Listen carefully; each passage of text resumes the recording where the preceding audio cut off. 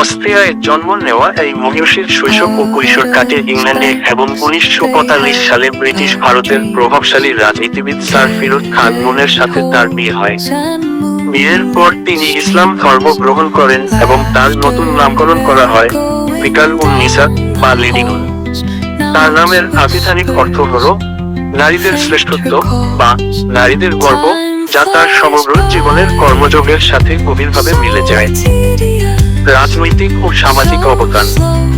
তিনি কেবল গৃহিণী না থেকে স্বামীর রাজনৈতিক সহযোদ্ধা হিসেবে পাঞ্জাব প্রাদেশিক মুসলিম লীগের নারী শাখায় সক্রিয় ভূমিকা রাখেন।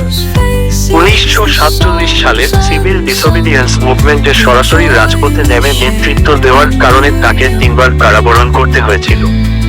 দেশভাগের কঠিন সময়ে রেড ক্রসের সাথে যুক্ত হয়ে তিনি অগণিত শরণার্থীকে সেবা প্রদানের মাধ্যমে মানবিকতার অনন্য দৃষ্টান্ত স্থাপন করেন। শিক্ষাক্ষেত্রে অনন্য ভূমিকা।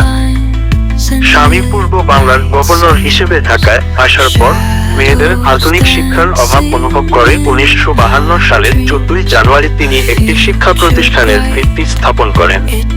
তার প্রতিষ্ঠা শ্রী বিদ্যাপীঠটি আজ বাংলাদেশের অন্যতম শ্রেষ্ঠ শিক্ষা প্রতিষ্ঠান বিকারুন্নিসা নূন স্কুল অ্যান্ড কলেজ নামে পরিচিত। তিনি ভিকি নুন এডুকেশনাল ফাউন্ডেশন গড়ে তোলেন, যার মাধ্যমে অসংখ্য মেধাবী শিক্ষার্থী বিশ্বের শীর্ষস্থানীয় বিশ্ববিদ্যালয়গুলোতে উচ্চশিক্ষার সুযোগ পেয়েছে। কূটনীতি ও শেষ জীবন। 1956 সালে ব্রিটিশ পার্লামেন্ট ও ওমানের সুলতানের সাথে যোগাযোগের মাধ্যমে গাদার বন্দরকে পাকিস্তানের অন্তর্ভুক্ত করার ক্ষেত্রে তার কূটনৈতিক দক্ষতা ছিল অসামান্য। স্বামী প্রধানমন্ত্রী হওয়ার সুবাদে তিনি পাকিস্তানের প্রথম ফার্স্ট লেডি মর্যাদা পান এবং অবদানের স্বীকৃতিস্বরূপ 1959 সালে নিশান-ই-ইমতিয়াজ লাভ করেন।